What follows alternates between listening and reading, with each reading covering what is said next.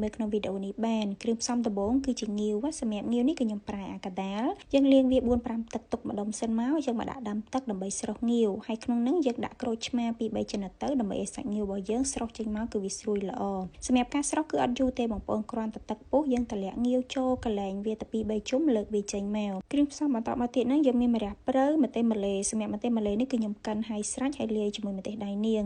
ម្ទេសម្លេនឹងអត់ហឹរទេប៉ុន្តែយើងដាក់ទៅដើម្បីឲ្យឆារបស់យើងបានខាប់ល្អរសជាតិគឺកាន់តែឆ្ងាញ់ហ្មងហើយគ្រឿងចុងក្រោយគេគឺទឹកអំពិលទុំយើងលាងវា2-3ទឹកត្រាំទឹកហើយជ្រុំវាឲ្យបែកចឹងមកបន្ទាប់ពីយើងធ្វើគ្រឿងក្រើរួចរាល់អស់ហើយយើងមកដាក់ខ្ទះចាក់ប្រេងឆាទុកឲ្យក្តៅហើយអំពងខ្ទឹមស 4-5 កំពឹសសម្រាប់ការអំពងនេះមិនបាច់ចាំឲ្យក្រហមខ្លាំងទេបងប្អូនមើលតែសបល់របស់វាឡើងព្រឿងយើងចាក់ម្ទេសម្លេជាមួយនឹងម្ទេសដៃនាងដែលយើងបានកិននឹងដាក់ចូលមកកូរវាប្រហែលជាខ្ទង់ 4-5 នាទីតតែឡើងក្លិនឈ្ងុយសិនចាំដាក់ទឹកអំពិលទុំចូល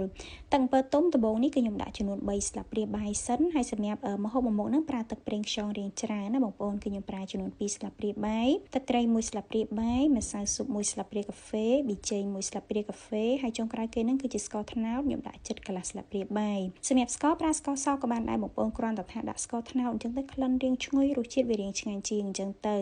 ហើយបងប្អូនកុំភ្លេចបន្ថែមទឹកផងព្រោះអានេះបើសិនជាអត់ថែមទឹកទេវារាងគោកពេកអញ្ចឹងណាថ្មតែយើងដាក់ងាវដាក់អីចូលទៀតទៅកាន់តែគោកថែមទៀតទេយើងដាក់ទឹកចូលហើយកូរវាប្រហែលជាខ្ទង់ 4-5 នាទីអីសិនទៅចាំបងប្អូនភ្លក់មើលហើយថែមថយគ្រឿងបានតាមចំណូលចិត្តប៉ុន្តែសម្រាប់ខ្ញុំរសជាតិគឺត្រូវអស់ហើយអញ្ចឹងខ្ញុំអត់មានថែមថយអីទៀតទេបន្ទាប់ពីត្រូវគ្រឿងហើយយើងចាក់ងាវចូលមកពេលដែលយើងដាក់ងាវចូលនឹងអត់ឆាយូរទេណាបងប្អូនឆាប្រហែលជាខ្ទង់អត់ដល់1នាទីផងយើងត្រឡប់ចុះត្រឡប់ឡើងឲ្យវាចូលជាតិល្មមទៅព្រោះឯងាវរបស់យើងគឺបានស្រស់ម្ដងរួចរាល់ហើយបើសិនជាយើងឆាយូរទៀតវាធ្វើឲ្យសាច់ងាវរបស់យើងទៅជាឡើងរាងស្វិតរាងអីអញ្ចឹងទៅ